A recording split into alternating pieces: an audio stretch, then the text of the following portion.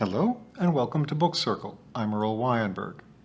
This time we will continue our reading of Village School by Miss Reed.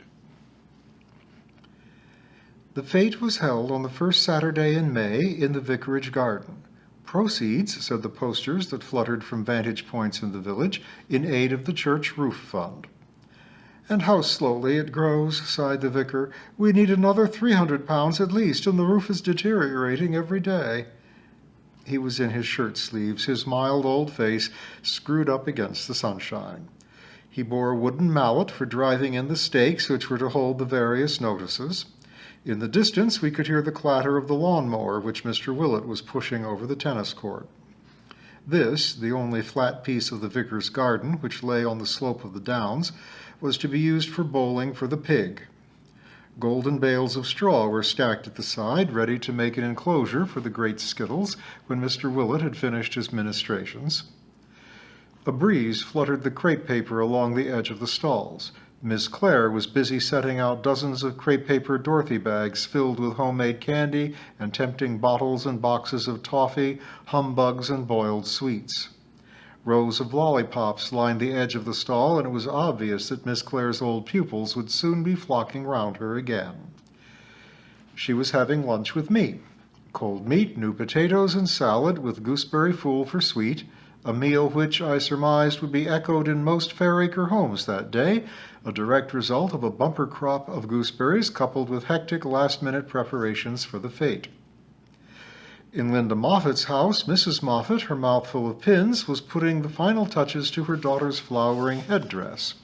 Linda was going to the fete dressed as a shepherdess, complete with blue satin panniers, sprigged apron, and a shepherd's crook, borrowed from old Mr. Burton and decked for the occasion with bunches of blue ribbons. Miss Gray stood by admiring. "Sweet," she said. "Hold still," said Mrs. Moffat, much impeded in her speech by pins. "Stand straight for just a second more." And Linda, sighing deeply but submitting to the fuss, only hoped that her long suffering might result in a prize in the fancy dress competition that afternoon.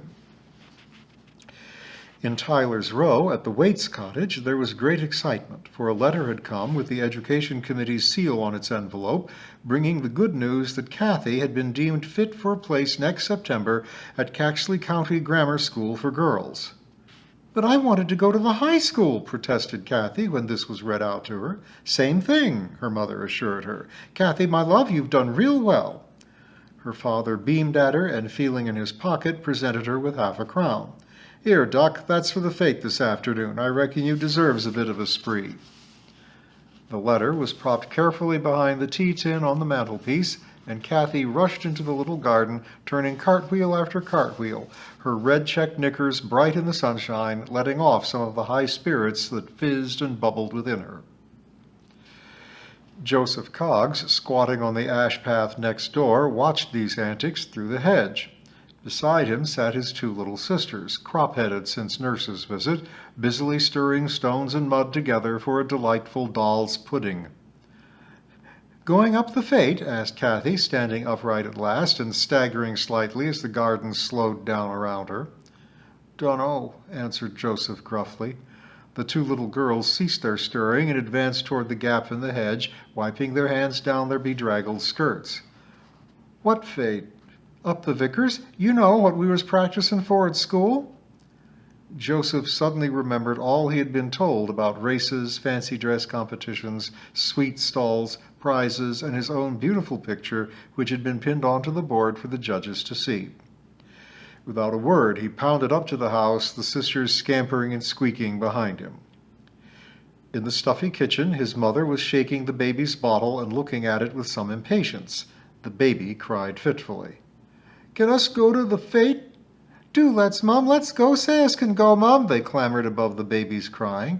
"Oh, we'll see," said their mother testily. "You get off in the garden while I feeds the baby. This bottle don't draw right." She sucked at it lustily and turned it upside down, watching it critically. "Oh, Mum, you might, just for a bit. Please, Mum," they pleaded. The bottle was thrust into the baby's mouth, and peace reigned. "I'll see how I gets on," said Mrs. Coggs grudgingly. "I don't know as I've got enough clean clothes for you all to go up to the vicar's with all the rain this week. You get on outside and play quiet for a bit. Perhaps we can." She joggled the baby on her arm. The children still waited. "Oh, buzz off!" shouted Mrs. Coggs with exasperation. "I've said us might go, haven't I?" And with this unsatisfactory answer ringing in their ears, the Coggs children returned reluctantly to the garden. The vicar had prevailed upon a well-known novelist, Basil Bradley, who lived locally, to open the fete, and this he had done in a speech of charm and brevity. Beside him, accommodated in the vicar's best armchair, sat his mother, an old lady in her 93rd year, so wayward and so eccentric in her behavior as to cause her celebrated son many moments of anxiety. She was the widow of a brewer and was said to be very wealthy indeed. It was common knowledge that her son had none of his money. He lived comfortably enough, however, upon his earnings, and was wont to smile patiently when his mother said, as she did frequently, "Why the dickens should the boy have any of my money? He'll have it when I'm gone. Do him good to wait for it." It was her habit, however, to give him expensive and often useless presents at odd times, which he did his best to receive gratefully, for he was devoted to this maddening despot. Only this morning he had accepted, with well-simulated gratification, a quite hideous paper rack made from black bogwood, which his mother had purchased from an antique dealer who should have known better. "Speak up, Basil," she had commanded in a shrill pipe toward the end of his speech. "Mumble, mumble, mumble. Use your teeth and your tongue, boy. Where are your consonants?" She was now at Miss Clare's stall, inquiring the price of sweets and expressing her horror at such outrageous prices. "As a girl," she said to the imperturbable Miss Clare, "I bought pure homemade fig toffee for a halfpenny a quarter. Good wholesome food with a wonderful purging property, not this sort of rubbish." She waved an ebony stick disdainfully at Miss Clare's stall and turned away in disgust. Her son, smiling apologetically, bought humbugs and lollipops in such enormous quantities that Miss Clare wondered where on earth he would get rid of them. Dr. Martin, holding a large gollywog which he had won at Hoopla, was admiring the rose which climbed over the vicarage porch. "That's a nice rose," said the old lady, coming up behind him. "A good old-fashioned rose. Nice flat face on it you can get your nose into." The vicar basked in this sudden approval. "A great favorite of mine, isn't it, Doctor? I planted it the autumn that my son was born." "Can't beat a gloire de Gien," agreed the doctor. "Splendid scent." And he bent a spray for the old lady to sniff. "Allow me to pick you some," said the vicar, and vanished into the house for the scissors.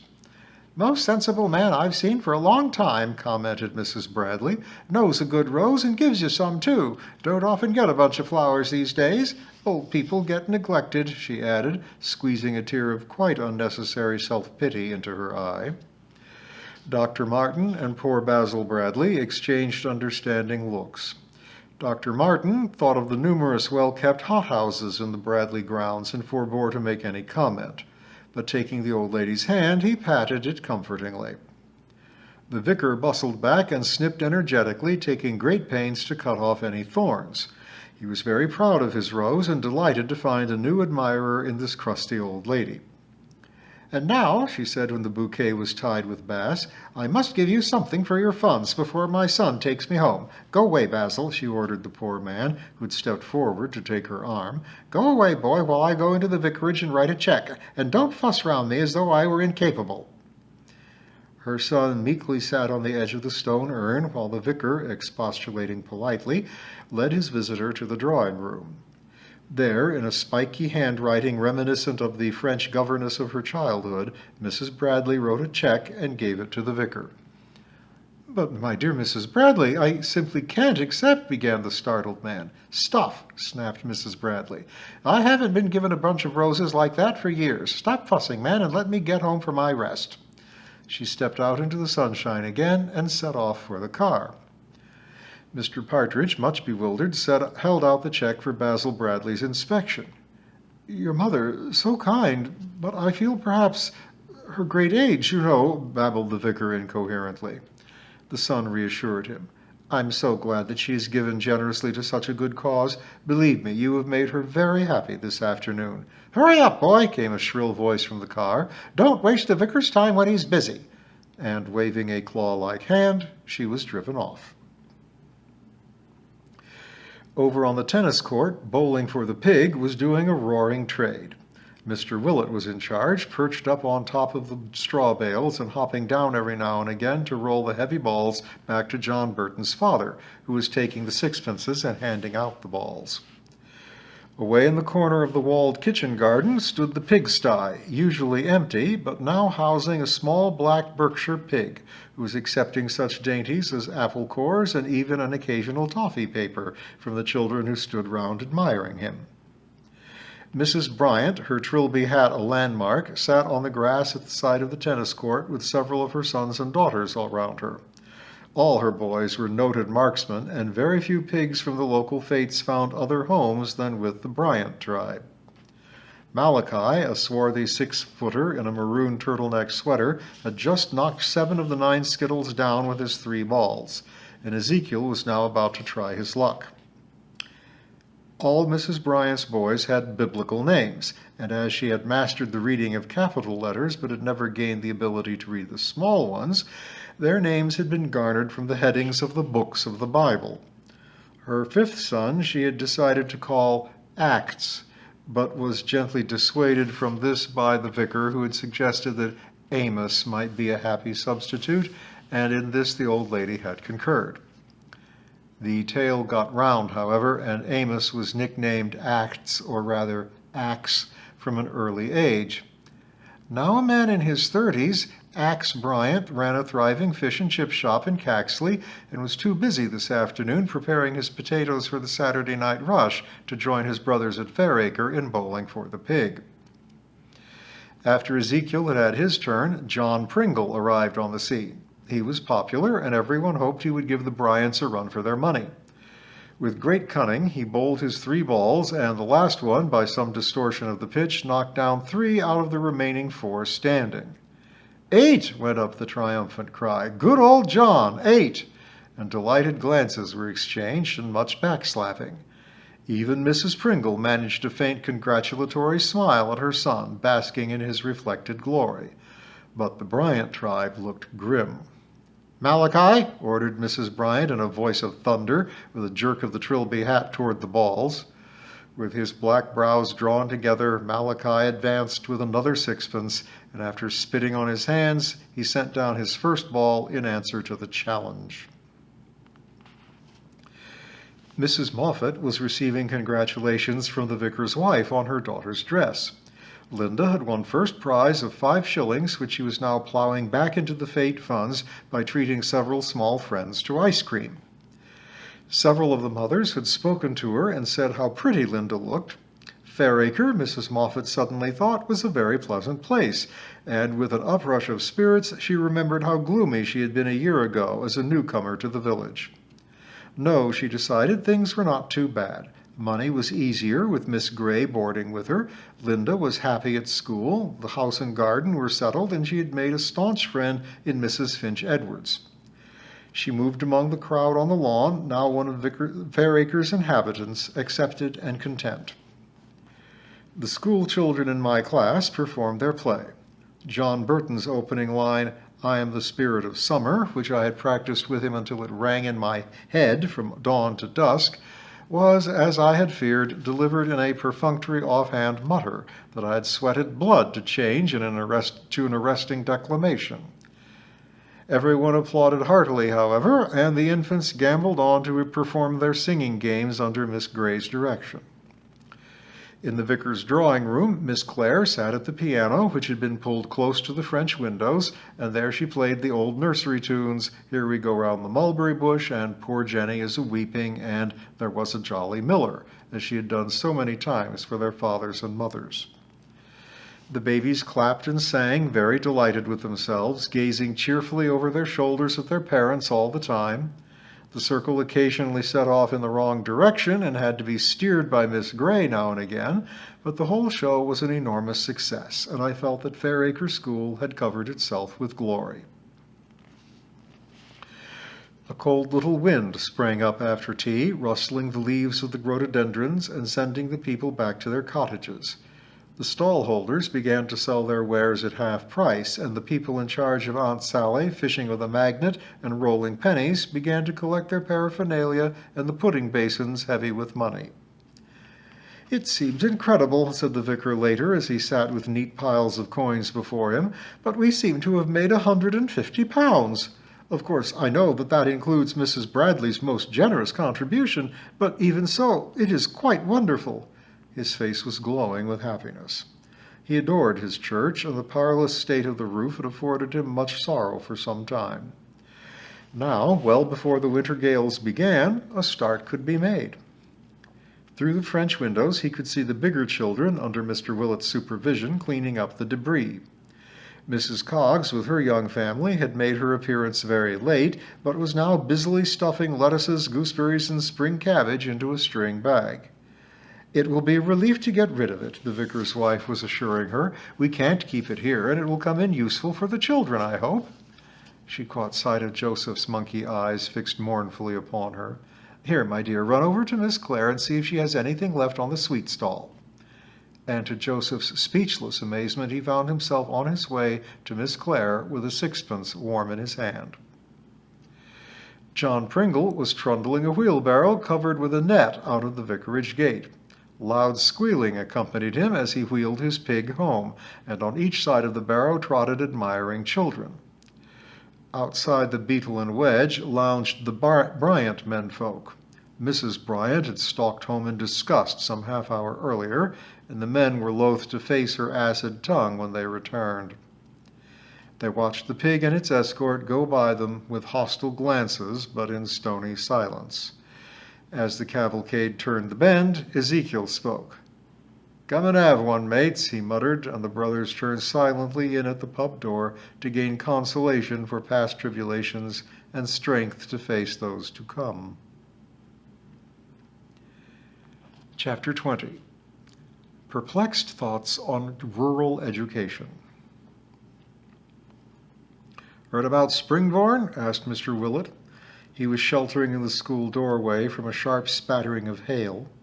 Beside him was propped a besom with which he had been sweeping the coke back to the pile. An outbreak of cowboys and Indians, involving ambushes behind the pile and wild sorties over it, had spread the crunching mess far and wide. "What about it?" I said, peering out to see if I could make a dash for the kettle. The spasmodic spatterings suddenly turned to a heavy bombardment. Hailstones danced frenziedly on the asphalt, so thick and fast that it seemed as though a mist were rising. I leaned against the stone sink in the lobby, ready to gossip. "They say the school's closing down," said Mr. Willett. "You heard that?" I said I had. "Well, it ain't good enough by half. The people over Springborn are proper wild about it. After all, it's been there pretty near as long as this one." "But it's so expensive to keep up. Only 15 children, I believe, and the building is in need of repair." "What about it? Got to go to school somewhere, ain't they? Can't walk this far, some of 'em only babies. Now can they? Besides, every village wants its own school. Stands to reason you wants your own children to run around the corner to where you went yourself." He blew out his stained mustache with vexation. "And another thing," he said, nodding like a mandarin, "the bus'll cost a pretty penny to cart 'em over there. And what about poor old Miss Davis? Been there donkey's years. She and Miss Clare was pupil teachers together as girls. Where's she to go? Pushed off to some old school in Caxley, I've heard tell, with great old classes that'll shout her down, I shouldn't wonder." He paused for breath, glowering out across the veiled playground. "Mark my words, Miss Reed," he continued, wagging a finger, "this'll be the death of that poor soul. Give her life up, she has, to Springborn, and the people there won't let her go without a tussle. Run the cubs, played the organ, done the savin's. Oh, the reckoning, I reckon it's cruel." I agreed it was. "And where's the old girl to live? There's rumors going that she'll be turned out of the schoolhouse where she's lived all these years. Look at the garden she's made, a real picture, and took all her life. And that's another thing." Mr. Willett moved closer to me to emphasize his point. The ragged mustache was thrust aggressively near him. "Suppose these school people up the office ever wants to open that school again? Who's coming there if they've sold the house? Tell me that," he demanded. "You know, miss, we've seen it time and time again. No house, no school teacher. And in the end, it's the kids in the village what suffer. No one living there to take an interest and know everybody. Yank 'em off in a bus, says the higher-ups. Mr. Willett's tone changed to one of mincing refinement. Push 'em all in one big school. It's economy. We've got to think of it. I laughed and was immediately sorry, for Mr. Willett was so burning with righteous indignation that I could not explain that I was laughing at his impersonations and not at his sentiments. Economy, Mr. Willett spat out with disgust. I don't call that economy. Economy's taking care of what you got and making good use of it. And if shutting up the village schools for a bit of hard cash is what the higher-ups call economy, they just want to sit down quiet for a minute and think what real value means. Not old money, that's the least of it. And then think again and ask themselves, what are we throwing away? The hail stopped with dramatic suddenness, and with Mr. Willett's wisdom ringing in my ears, I sped across to the kettle.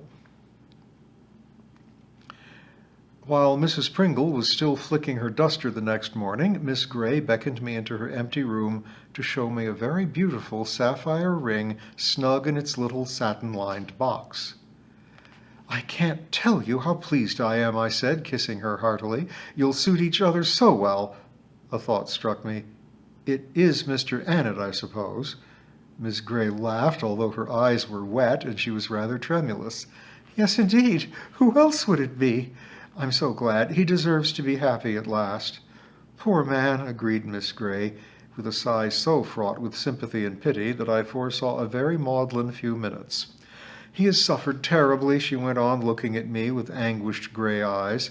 I composed my features and prepared to listen to the harrowing account of Mr. Annet's past love life and the hopes, declared with becoming downcast modesty, for his future. But luck was with me. The door burst open and a gaggle of small children entered. Miss, said Jimmy Waits breathlessly, Eileen Burton's knickers elastic's busted and she won't come out of the lavatory, she says, until you brings a pin. Miss Gray put the ring in her bag and hastened away, while I returned to my room to choose the morning hymn, observing as I went how seldom one can indulge in the inflation of any sort of emotion without life's little pinpricks bursting the balloon. And a very good thing, too, I was moralizing to myself. Emotions cannot be enjoyed without them becoming dangerous to one's sense of proportion. And I was about to develop this lofty theme when I caught sight of Ernest and was obliged to break off to direct him to wipe his nose. And we will continue our way into summer term next time.